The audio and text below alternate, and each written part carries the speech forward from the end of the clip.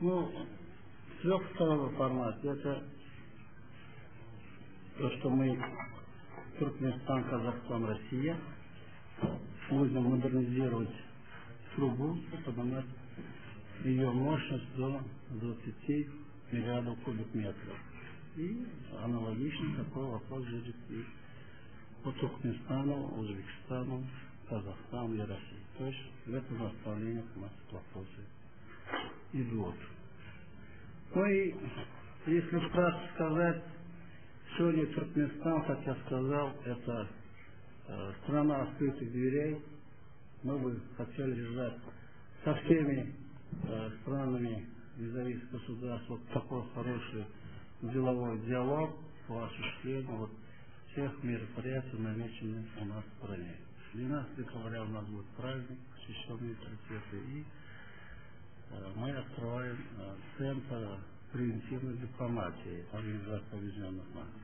Под эгидой этого открытия будет у нас проведена международная конференция, посвященная дипломатии, и, конечно, с участием руководства Организации Объединенных Наций.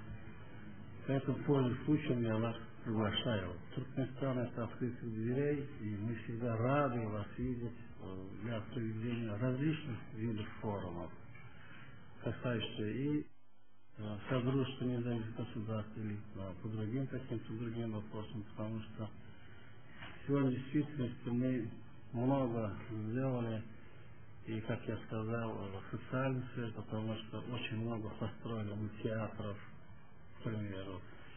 За последние 20 года мы только в Ашхабаде, наверное, построили 5 театров. Это большой театр, театр оперы, балета, молодежный театр даже студенческий театр мы построили. Поэтому даже для проведения фестивалей, которые касаются социально-гуманитарных вопросов, мы всегда бы рады были увидеть вас в Туркменистане. То есть все условия мы создадим для этого. Еще один момент. Мы в этом году объявили экономическую льготную зону. Вот как раз таки портовый город, это Туркменбаши, где призываем ваших инвесторов для строительства. Пожалуйста, вы для себя можете там строить свои учебно-оздоровительные, как говорится, пансионаты, или можете отели, ну, чтобы могли вы даже отдохнуть и работать. Почему я призываю и вспоминаю вот этот нефтегазовый комплекс. Сегодня мы имеем много залежей, касающихся территориально нашей границы по шельфу, на работу в этой сфере тоже.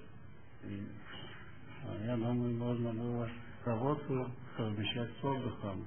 Мы, наверное, осуществлены, там у нас очень хорошая экологическая зона.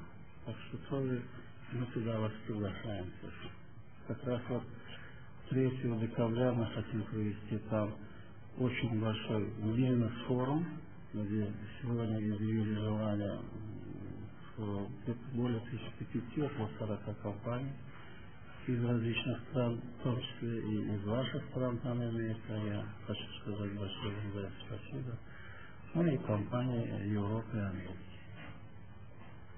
Так что работать еще раз.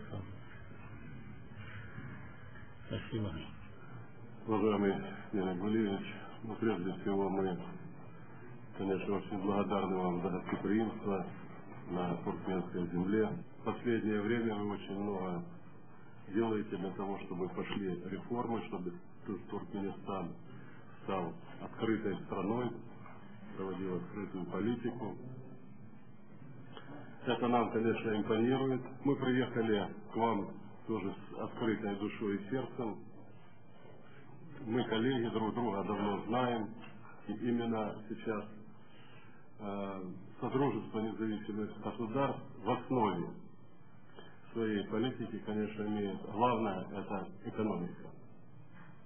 И вот мы сегодня в очередной раз, с вашего согласия, мы собрались здесь, на туркменской земле, чтобы обсудить те вопросы, которые сегодня нас волнует.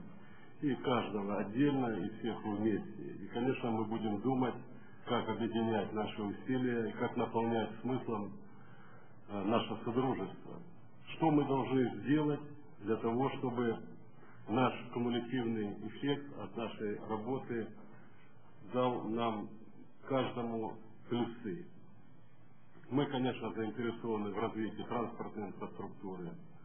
Мы заинтересованы в развитии газотранспортной системы. Но, конечно,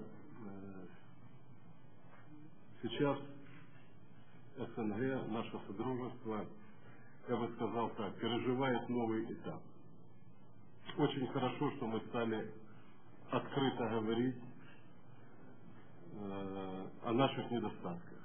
А это значит, мы будем искать пути, как их преодолевать. Конечно же, очень важно, чтобы на этом пути